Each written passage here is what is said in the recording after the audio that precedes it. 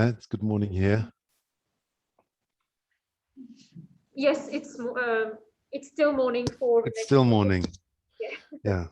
Well, thank you for inviting me to participate in this.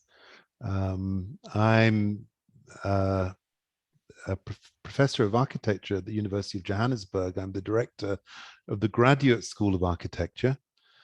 And I have, for most of my working life, been a practicing architect. I'm actually from Trinidad in the Caribbean, which I know has some strong connections to Mauritius in many ways. So it's a pleasure to be joining you there today, albeit virtually. So my relationship to research is very much and very directly through practice-based research. It's a long story how I arrived at that, but my career has spanned working as an architect, as well as undertaking research.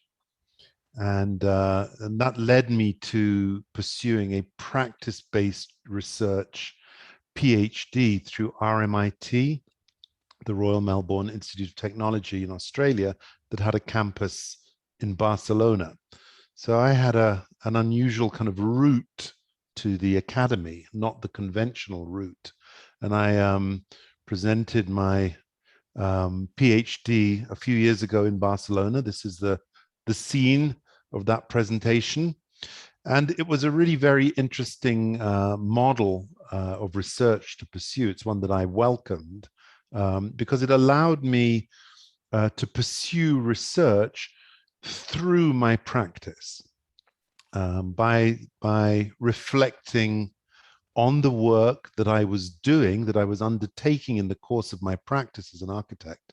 I had the opportunity over a number of years to reflect on that work and to work with a group of people, a group of other architects in my cohort, and to engage in a discussion about our work and to use the knowledge that surfaced from that work to develop new knowledge, new insights into how we worked. And I became aware through undertaking my research of a number of things. One was that the work that I was doing in reflecting on my work was interesting to other people. It wasn't just interesting to me. I found with my clients in Trinidad, I would often share the work I was doing as part of the research, and I was surprised just how fascinated they were by it. So it revealed a lot to me. So this idea of persuasive communication of practice-based research through publication, international readership, is an interesting one for me. And I've interpreted it or reinterpreted it by looking at the key elements of what I've been asked to speak to, the idea of when we say practice-based research or practice-led research. I think there are many interpretations of what that means. I think it's an emergent concept, and it's interpreted in various ways.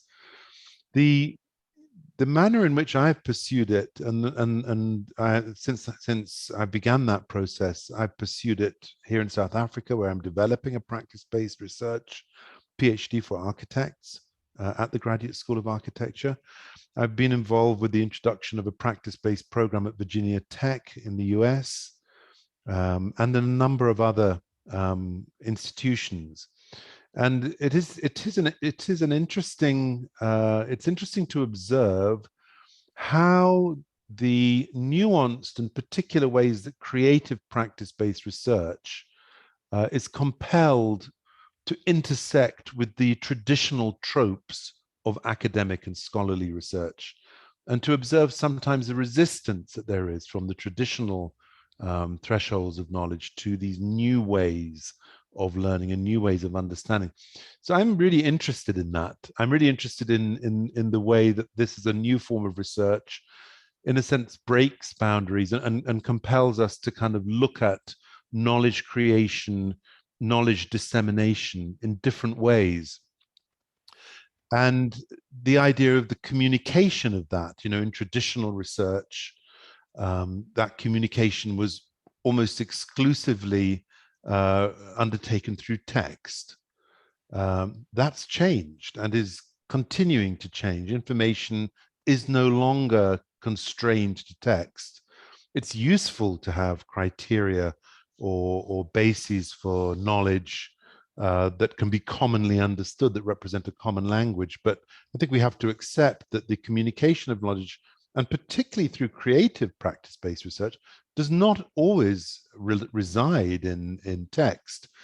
I think the good example of this would be painters, who express their research and their work through their painting. They deliberately don't use text for the most part to convey what their work is about.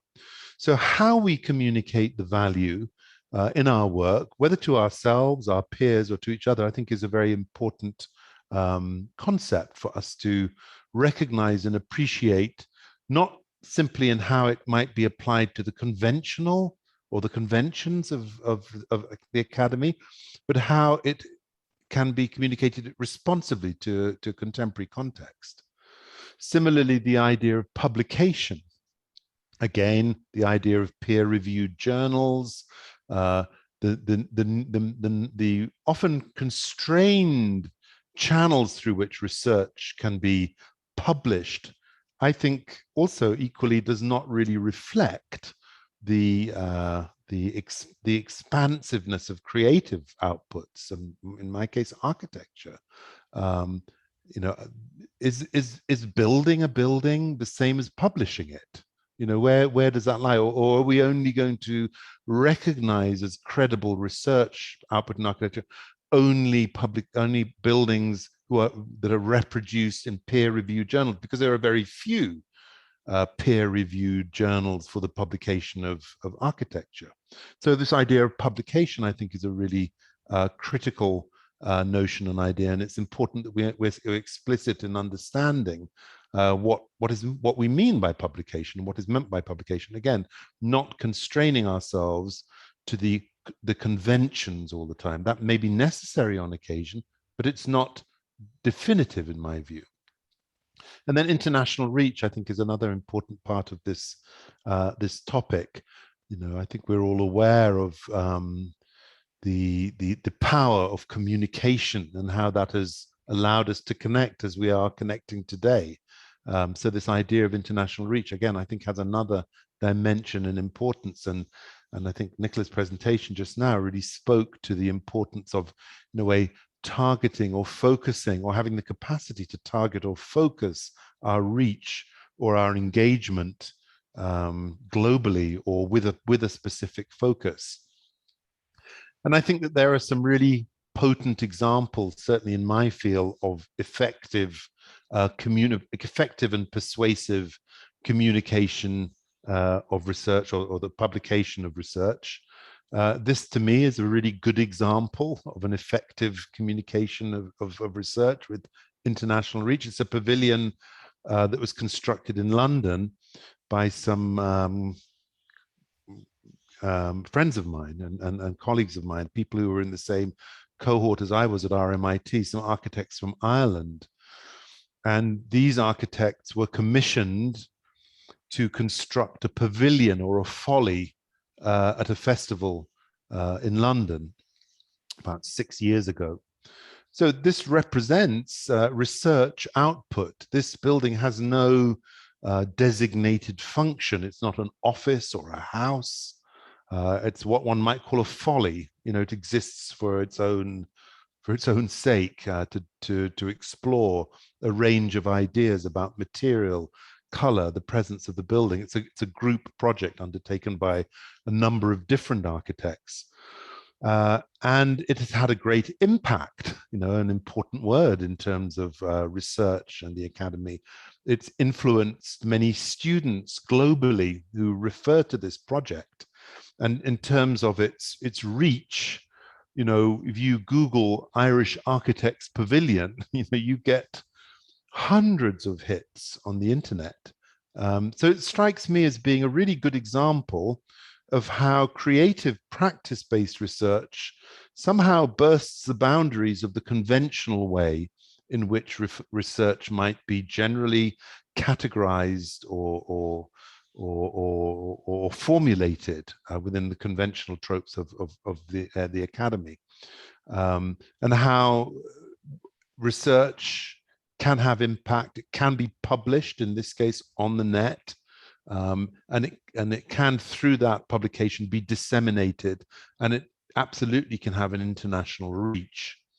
So I use these examples, this example, really just to sort of, I suppose, illustrate a broader point about how we understand the need to disseminate the research, how we understand what distinguishes practice-based research, which I think is an important notion for us all to comprehend in its broadest way in terms of how it relates to our individual practices, whatever they are, whatever field they're in. I think practice-based research provides us with a really novel opportunity to both work within the academy and also perhaps to extend the boundaries of the academy in terms of what is acknowledged and what is not. I know that in the work that I've done at Virginia Tech with the practice-based research project there, some of it was mostly architects and creative practitioners in the model, but it was actually a field that, an avenue that drew interest from public policy workers, people who had developed in a particular discipline, whether as engineers or whether as administrators, all sorts of fields had come into public policy and into sort of municipal governance in the United States, but wanted to advance their research and their learning to be able to channel their experiences of their practice as administrators through advanced learning.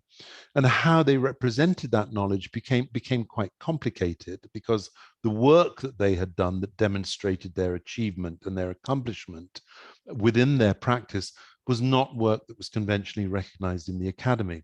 So it's important for us to promote and disseminate the widest and the broadest range of work, I think, that we produce, whether or not it's recognized in a sense as being conventional research. So that's really just to sort of frame, I think, where I'm coming from with this. So it's not going to be a kind of instructive lesson or prescriptive lesson in how to undertake the kind of the reach that we all want and the impact we all want to have in our work.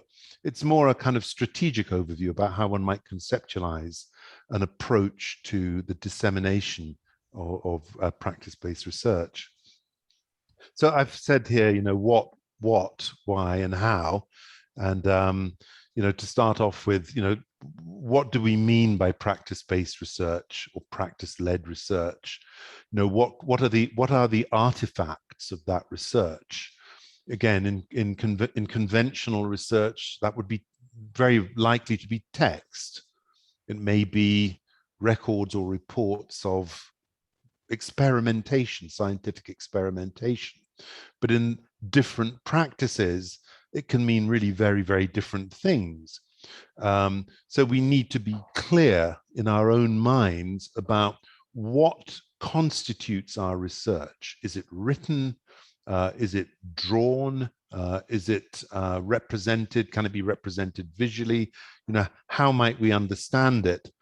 I know there are numerous, you know, definitive references to assist us in determining how we might define practice-based research. And certainly in my experience as a creative practitioner, Christopher Frayling's essay from the 90s, I think, really goes a long way in helping me understand or define the different modalities of research that creative practitioners undertake. You know, one, I think this point was raised in response to Nicholas' talk, you know, where one is situated outside of the discipline and one is looking at it the conventional way of doing research through experimentation, undertaking research through experimentation, and one where the research is embodied in the work that is produced. And the example that Frayling uses is the work of Picasso, who did not write or theorize about his work, but said, the paintings that I do constitute my research. They tell a story. If you look at my paintings from the beginning to the end, you will see stories. You will be able to understand stories through the visual language of painting. again, reinforcing the point I was making about how these types of research can expand our understanding of knowledge and how knowledge is located within society beyond the conventions of the university or the academy. And then communication, to expand on that.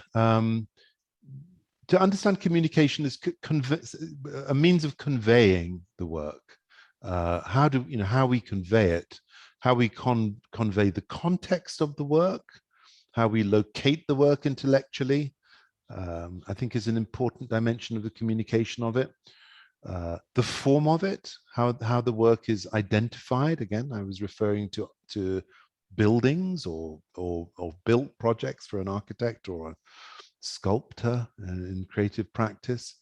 And then what constitutes the work? How is the work formulated conceptually, intellectually, theoretically, physically? The communication becomes really important in terms of how the knowledge is conveyed. Again, I don't believe that we should, particularly with practice, exclusively rely on the idea of the text as being the sort of the quintessential conveyor of the form. It may be a requirement as part of an exegesis to produce text, and I think that's a really valid requirement. But in communicating work, that may not be the exclusive or primary basis for conveying the knowledge. So what is it we're communicating? What we are communicating is important to understand in communicating it. There are different vehicles or channels through which knowledge can be communicated. Publication, the channels of dissemination, again, conventionally described within the university as, peer-reviewed journals, conferences, etc. These are the conventionally understood and recognized mechanisms of publication as recognized recognized research output. But there are multiple channels of dissemination. We've just seen a Google search, the internet, the individual presentation of projects. There are multiple ways in which work can be disseminated. Publication is one of them, and print publication is one of those ways. So again, I think we need to have a broad understanding of how we identify or recognize or appreciate what public publication means. And then the idea of international reach, what we mean by that, I think that's a really critical idea. I think that maybe 40 or 50 years ago, as a consequence of the limitations of communication and movement in comparison to today, meant that there was a much more isolated and kind of pocketed locating of knowledge, and that now with the type of communication we have much more complex networks, complex communities of practice. So it's important for us to appreciate that it's not just either the local or the global, but the global actually means that there is a kind of exponentially far more complex relationship between the various communities of practice which we might operate within our respective disciplines, and also a lot of intersectionality and between the different disciplines in which we might find ourselves operating. So that I think drills down a little bit into the different modalities in a way of how we might understand. And another image of some creative practice researchers, I think demonstrating, some of those ideas. This organic ecological model, which is a model that demonstrates how algae can clean air and also create nourishment, is one of their projects as architects, Marco Poletto and Claudia Pasquero, two Italian architects who work as Ecologic Studio. This is an installation at the Centre Georges Pompidou that they undertook.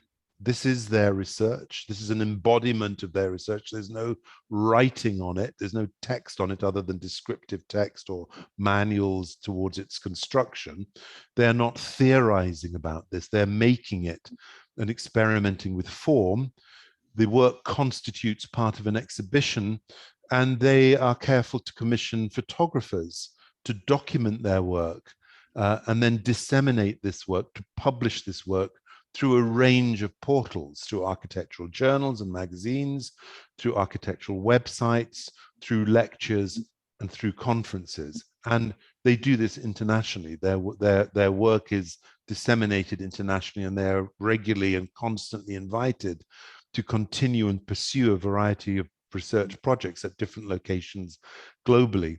So it's a cycle, and they build into their working pattern, their practice, this dimension of the practice that is to do with the promotion of the work and the representation and the communication of the work, which capitalizes upon and actively engages with contemporary media. So we might want to go into why do we want to disseminate our research? Why is it that we are producing practice-based research, and that we have the desire to disseminate that knowledge? We have the desire to persuasively communicate that knowledge. Why do we want to do that? I think is an important question that we might ask ourselves in addressing this question. So obviously, perhaps the primary rationale would be that we want to share the knowledge. We're producing knowledge. We want to share it. We want others to know about the knowledge that we have produced.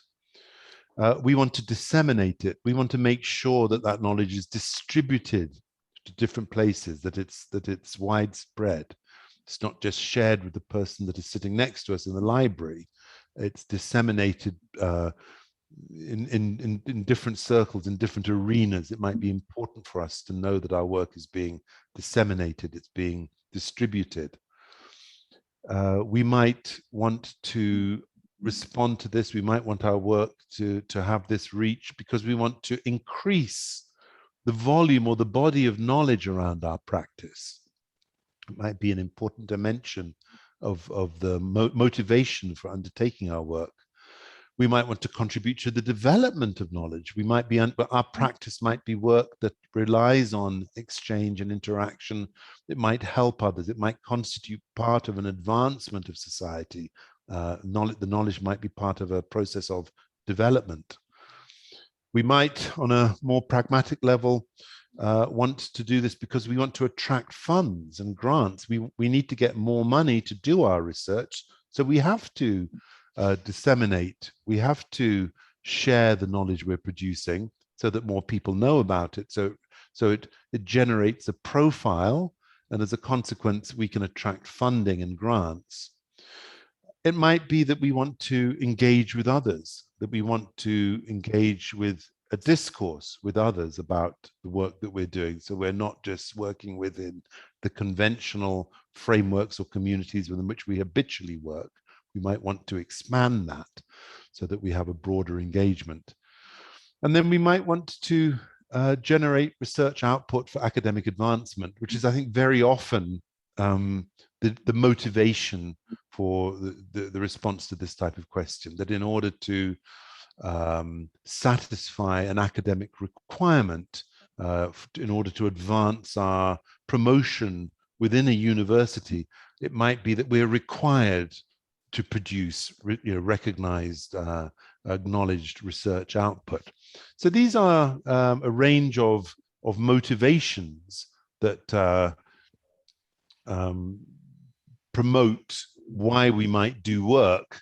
And again, Marco Poletto, Claudio Posquero here, using images of their own lives to help promote how they are working, but in a mediatic way, the staged way. So how do we do this? How do we effectively convey the value of our work? How do we disseminate that? How do we ensure that it's published or disseminated internationally? How do we effectively and persuasively communicate that research through publication? I think we need to ask ourselves these questions. Why we are doing this. I think we need to know the answer to that, what the motivation is. I think knowing why we're doing it will allow us to focus where and how we do it. If we're undertaking work and it's about academic advancement, then we probably need to be looking at peer-reviewed journals which might limit the scope. Certainly for creative practitioners, that would limit the scope of how we do this. But asking ourselves the question of why we're doing this, I think, is a critical first step. Why are we doing it will allow you to kind of narrow down the options that you have, or at least focus on specific options you have in terms of where you might direct your research. And that leads us to, who are you trying to reach? Who is the audience for the work? And why are we trying to reach that particular audience? I think that's a really important question. And then what are the channels through which that can be achieved? So we know what our motivation is. Maybe it's to increase knowledge, maybe it's to develop knowledge, maybe it's simply to share knowledge. That might lead us to the fact that we want to appeal or share our knowledge with a new knowledge community. And then we have to determine and break down, well, how might we reach that community? We need a strategy for that. And I'm going to talk through how that strategy might be formulated in allowing us a kind of trajectory or direction in which to proceed. So first of all, I think it's to really recognize what is the form and the nature of our research, our practice-based research. I've used the example for my discipline of architecture, and in my practice, I write about architecture. I make drawings of buildings, of spaces. I make models of spaces. I take photographs of spaces. I also document the work of others. So my research can be seen to be constituted in a number of different media, and different disciplines would clearly have different forms and nature in terms of the research. A medical doctor undertaking practice-based research clearly would perhaps have case studies of patients. So I think we need to be really explicit and clear in terms of what is the form and the nature of our research, so that we know how we might direct it and who the audience might be. The audience, you know, we've talked about this. You know, who is the audience, and how might we reach them? You know, is clearly a critical, absolutely critical point. Is it an academic audience? Is it specifically for other people undertaking research? Or perhaps the audience we want to reach is a public audience. Perhaps there's something about the work we are doing, the research we are doing, that we want to engage with the public with. There may be something, we may be social workers, we may be doing practice-based social work. So it might be critical for us to communicate the research and our findings to a public audience. So again, that would determine an outlet or a sphere through which we might disseminate. We might be, in my case, an architect. I might want to reach specifically other practitioners, other people who are practicing architecture that maybe have nothing to do with the academy, but within the context of the research don't constitute members of the public. So might be the practitioners, or there might be stakeholders. Again, as an architect, I might be interested in the users of a particular type of building. I might be an architect who specializes in libraries, and I might want my research output to be addressed or directed to librarians or information managers, or perhaps people who commission the design of libraries. So I think these are critical questions that we need to ask. And then in terms of the dissemination, the idea of awareness, creating awareness about the work might be an important dimension of the publication. That might be an objective. The desire for the recognition of the work, that the work is seen and recognized as constituting part of a family or a body or a community of knowledge.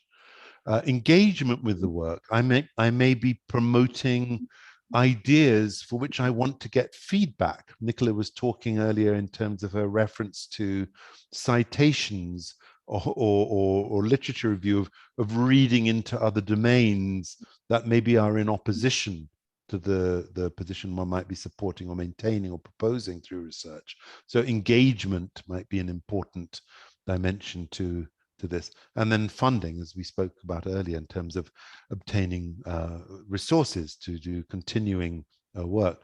So we need to be clear, strategically clear. The research, what is it? Who is the audience? To whom are we directing the research output? And what really, in a way, is the objective of that? You know, having reached them, what is the response that we want? Acceptance, engagement, identification of ourselves as being connected with a particular type of work. Important questions. The research, I think it's important, and I think academics and people involved with academic don't like their idea of their research to be seen as a product. You know, it's a rather, you know, it's seen as a rather crude equation. But I think that if we're thinking about persuasion, an effective distribution of knowledge, it might be helpful to kind of think about the work as a product. It might in a way remove us from the content of the work with which we're actively involved and understand how others might see the work. And if we see the work, how others might see it, that might help us understand how we might communicate to that audience. I'll give you an example of what I mean by that. Many years ago, 10 or 15 years ago, the American Institute of Architects commissioned a survey of architects and clients. And they asked a number of clients in the United States, using the 5 Ps that marketing people use, which are product, people, place, promotion, and price, asking them what is the order in which the clients, how did clients prioritize these in terms of their selection of architects. So clients said the most important thing is the price. We want to make sure we're getting the best value for the money. The second is the promotion. You know, how public is the practitioner? How well known? How accomplished are they in their work? And thirdly, where are they? Are they located in the vicinity of where we need the service provided? And who are they? Was the 4th P that was important to them. Who will we be dealing with when we are engaging on our project? And finally, what is it what do they produce? What is their work like? And when they asked architects the same question in terms of how they understood clients to prioritize these 5 Ps in relation to their work, it was the complete inverse. They thought clients were coming to them for their product, for their beautiful work, because of them, because they were such fabulous people, where they were, how they promoted their work, and then the cost of it. So this speaks to how different eyes view different bodies of knowledge or different ideas. So we need to, when we are thinking about disseminating our work, try and understand how that work might be received by the different audience to which we are trying to appeal.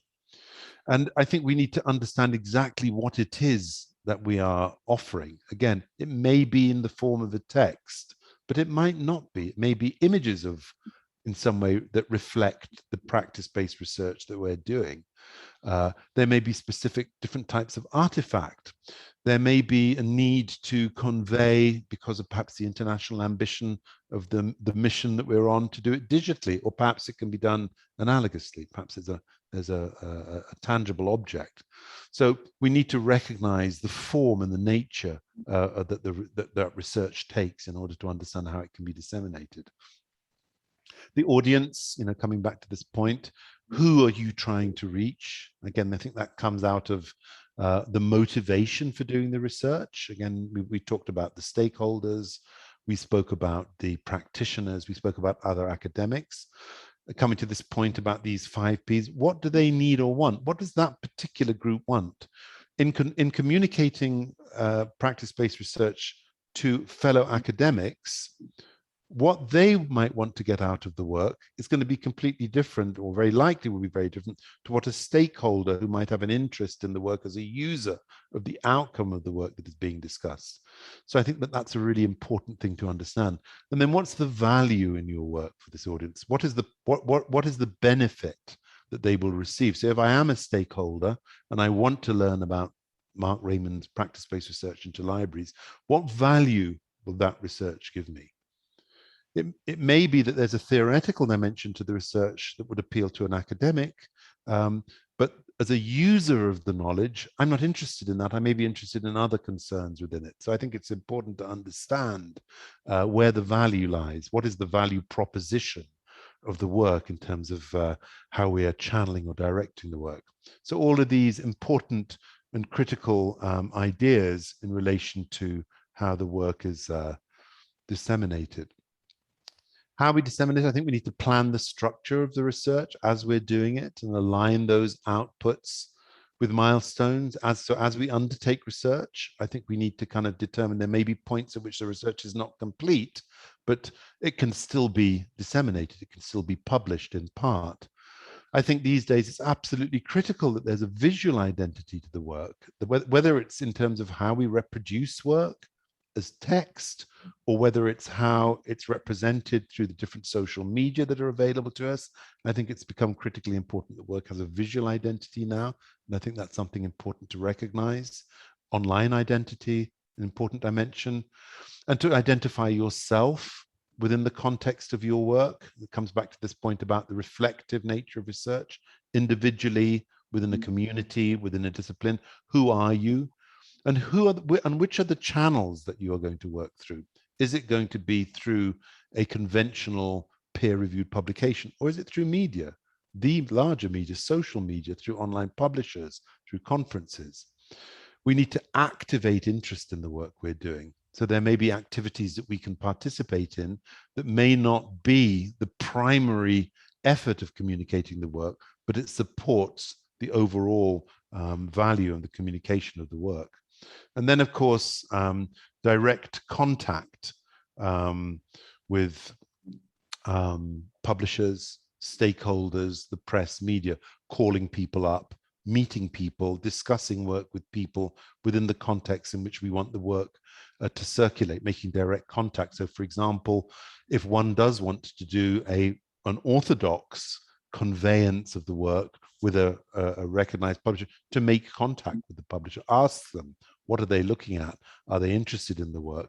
But also to other stakeholders, to go and interview other stakeholders and find out if there's a place or a place of reception for the work.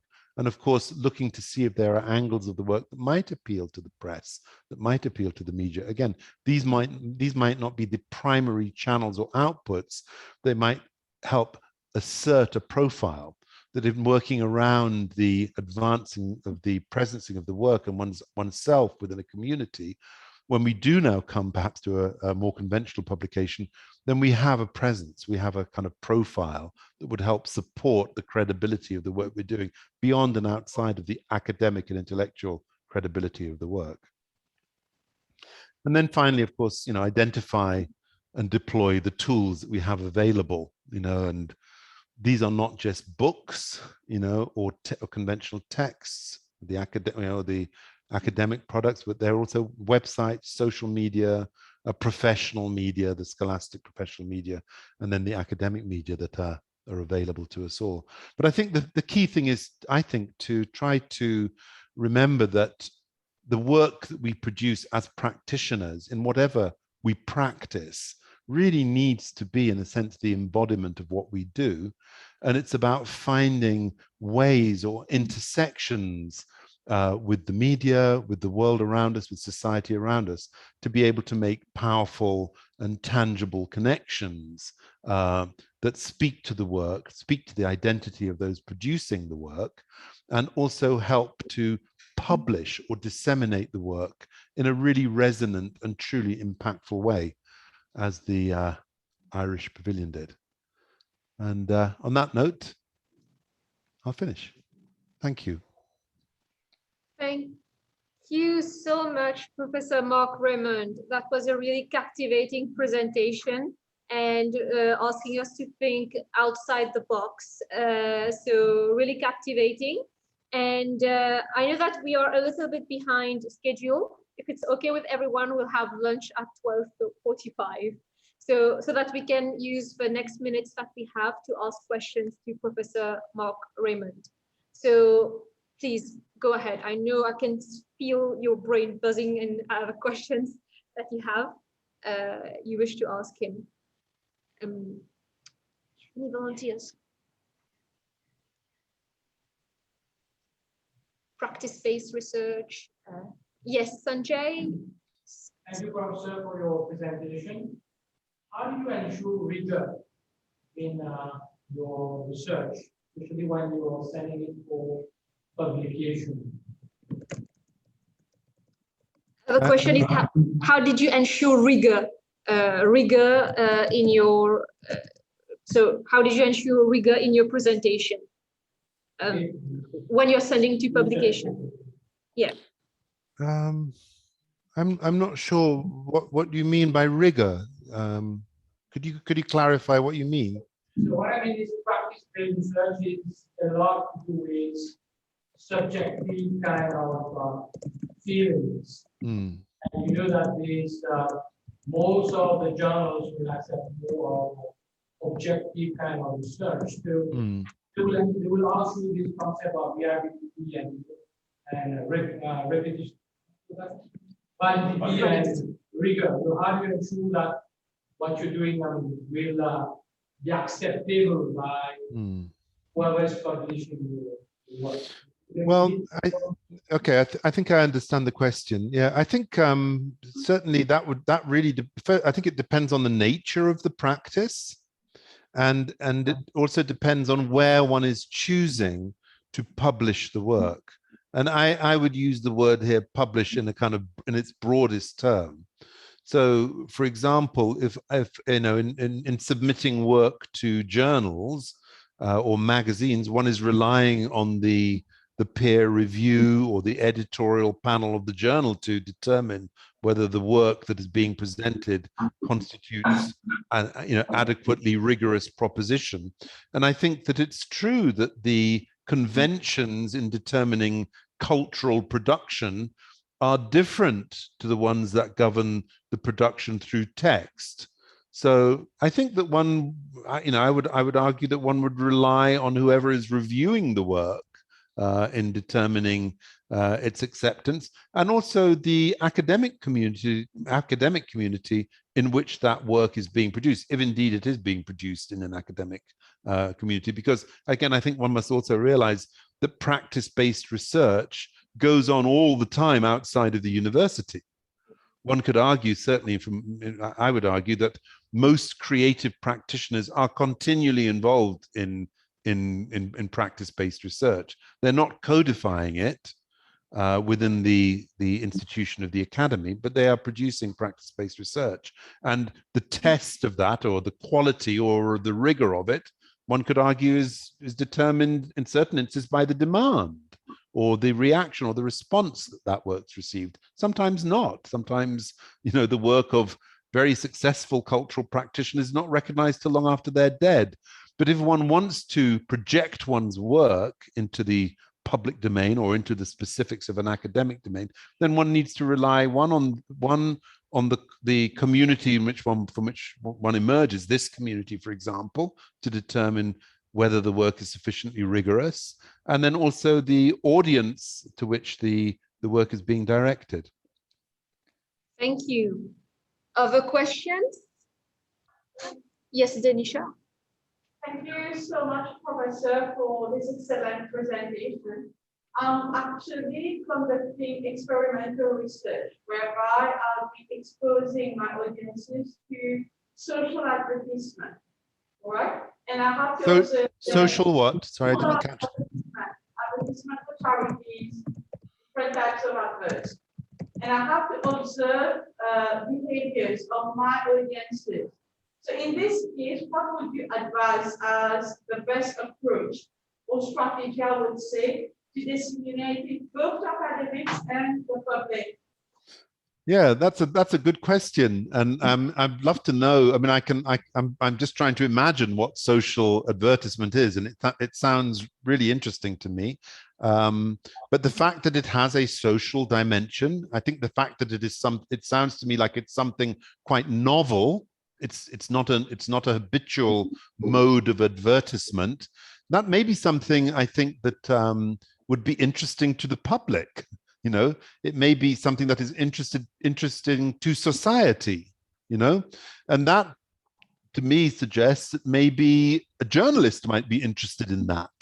You know, that might be an approach that you adopt, or there may be an artist that is interested in this interaction. There may be a range of, in a sense, other communities outside of your own discipline who are interested in this, who you could approach, whether through your own personal networks or other networks, to document or to participate or to reflect the research that you're doing. You know, I think that is also perhaps something that might even actually expand the core thrust of your research, to get that type of reflective engagement involvement. I could speak to the conventional way in which I'm sure that one would document this, the sort of the scientific academic way, but I think there are many other ways in which one could do that, and visually documenting the response to how the work is landing, or if you're interviewing people, photographing you or filming, or maybe you video the interviews, and maybe the interviews or the responses are embodied within the research as videos, you know, and then the videos could constitute a means or way of disseminating that knowledge that's much more accessible. You could take parts of this once you've got ethical clearance and perhaps create a little channel that you use to promote the research and see the response to it, or you create an Instagram account, as Nicola suggested earlier, so that you start and you can then, in a sense, get a feeling for the response to the work through the commentaries that come back from it. I don't know that that's useful, and I think it's to think across, you know, not only just of the outcome of the document, but of what are you actually trying to achieve through this work, and what are the responses that it would be useful or valuable for you to test, to really understand in a novel way, in a nuanced way, in a practice-driven way through the work, what the value of the work is. Thank you so much. Thank you. I have a question, and it's about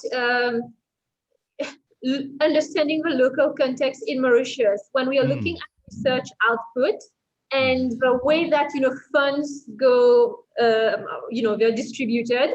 It's mostly towards science and technology. Now, in regards to humanities, arts, or even such fields like, you know, visual arts, performing arts, and so on, there is not much attention directed on it, or at least in terms of funding and so on. And here in the room that I see, there is a budding community working in visual arts, performing arts, and so on, outside of a scientific community that, you know, there is a lot of emphasis on. What would be your advice to us here in Mauritius in order to create greater interest and perhaps, you know, try to steer research funding in this area? It's a very broad question. No, thank you. Thank you for that. And I told you I'm from Trinidad, and I think the condition in Trinidad is very similar. You know, there's an appreciation of engineering, of economics, of project management, you know, what are seen as hard disciplines, you know, disciplines that drive development and the economy. So anything that doesn't belong to that is seen as soft and really of no consequence. I think it's a really important test, actually, and I think it's really a really important test of, in a sense, the credibility of the work, is to really determine how one can advocate for the work you're doing. I am sure if I came to Mauritius and sat with each of you, I'm sure you could each convince me of the value and the importance of your research. Sometimes it might be complicated, or it might be complex in terms of how its value might resonate to society, but I'm sure it's present in the work that you're all doing. I think what is important is to also recognize that you have power as a group, and that there can be conversations amongst you as a group, and activities and actions and works that you can do as a group that can help promote the benefit of the work that you're doing.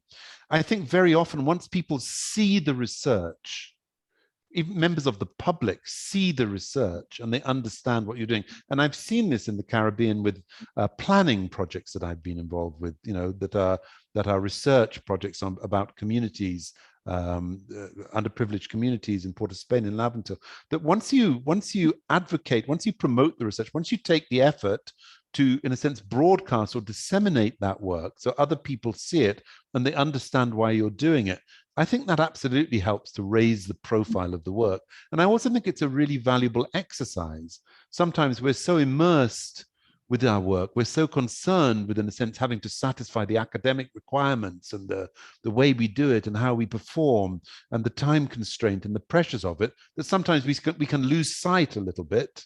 We get so lost in the jargon, we can lose sight of really what maybe has motivated us to do it in the first place. I think that's a common trend amongst sort of intense research. But I think that taking a step back or having a continuous conversation or dialogue with your peers can help to highlight what are the pertinent or highlights of the work that you can then also collectively promote or engage with, and perhaps in ways that don't directly relate to your research output, but relate collectively to the profile and the visibility of the work that you're doing as a community of practice. Thank you. Thank you. Valuable insights. And I agree. There is this community here today. We are in this room, and I believe that after the workshop as well, we should try to share our insights, our research output, the way we put it scientifically. And then that's something, we are a small island, and I believe that we have a lot to learn from one another and to share through the research that we are conducting. So thank you so much. Of course, questions? For the time being? No? So no questions. Thank you so much, Professor Mark Raymond, for your presentation. Welcome. Really much appreciated. And really, you feel that we are reinvigorated